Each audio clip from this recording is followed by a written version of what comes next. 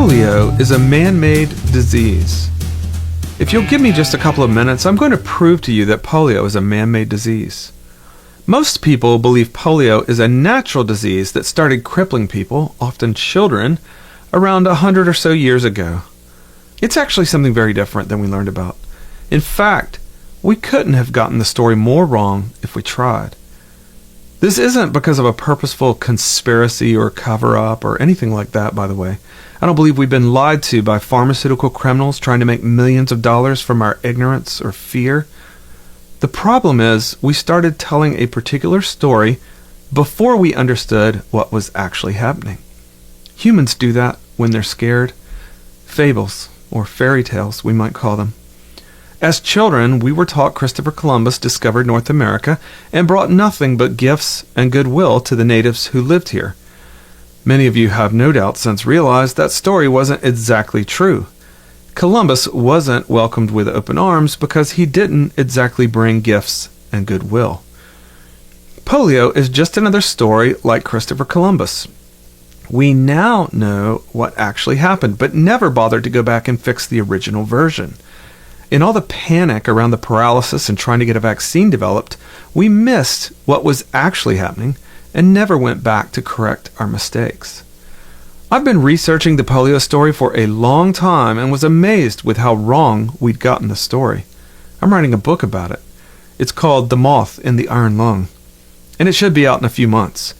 In the meantime, I wanted to share a bit of the book with you because it's the year 2017.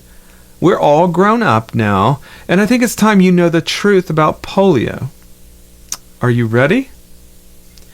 Okay, first thing to understand. Before the 1800s, polio did not exist. No one had ever heard of it. No one had ever heard of a healthy child waking up one morning paralyzed. You can look through medical histories and you just don't see anything about it.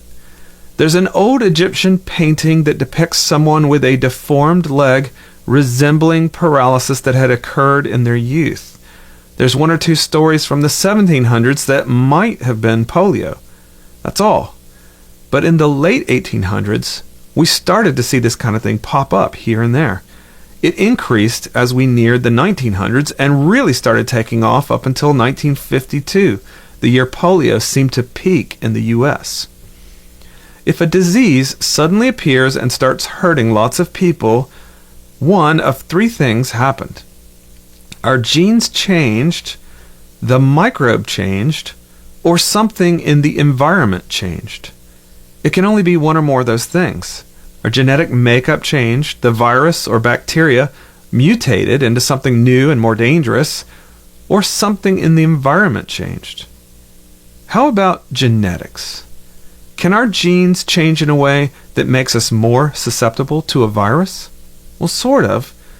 Everyone's different. Some people may have been born with more protection from a particular virus, while others have less. We all inherit and develop differences in our immune system, our gut, our million other components of our body. It's generally thought that you are born with a genetic blueprint that determines everything about you from the day you are conceived. But that notion is being challenged by current epigenetic research. Regardless, for thousands or possibly hundreds of thousands of people to all inherit or express the same genetic shift at the same time in many different countries on separate continents around the world, that doesn't seem possible, does it? If we're trying to determine if changing genetics, changing microbes, or a changing environment is what caused the appearance of polio, genetics doesn't sound like a possible explanation to me. What about microbes? There are instances of microbes changing and causing problems. Now, occasionally an animal virus like SIV will cross over into humans, turn into HIV, and cause real problems. I'm not talking about that. I'm talking about something like the influenza virus, the thing that causes the flu. It changes all the time, constantly, not once a year.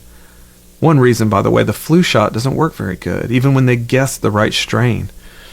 Every once in a blue moon, it changes into something really nasty, and suddenly a routine flu infection can become especially dangerous.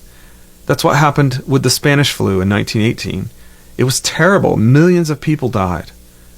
Thankfully, we don't see many microbes suddenly mutate out of the blue and start harming humans besides the influenza virus.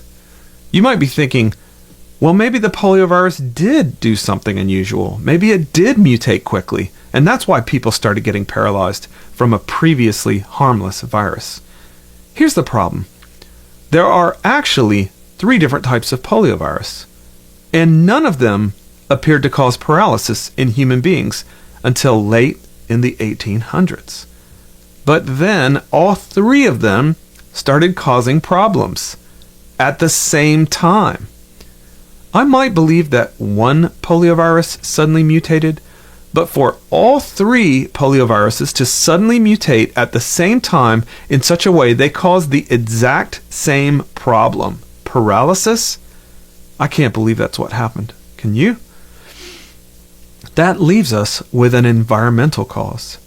Environmental basically means man-made. If polio wasn't because of genetics, because so many people started getting infected at the same time in different countries, and if it wasn't because of mutating viruses, because there are 3 polioviruses that would have all had to have transformed from harmless to causes paralysis at the same time, then that leaves us with it's man-made. Polio is a man-made disease. But from what?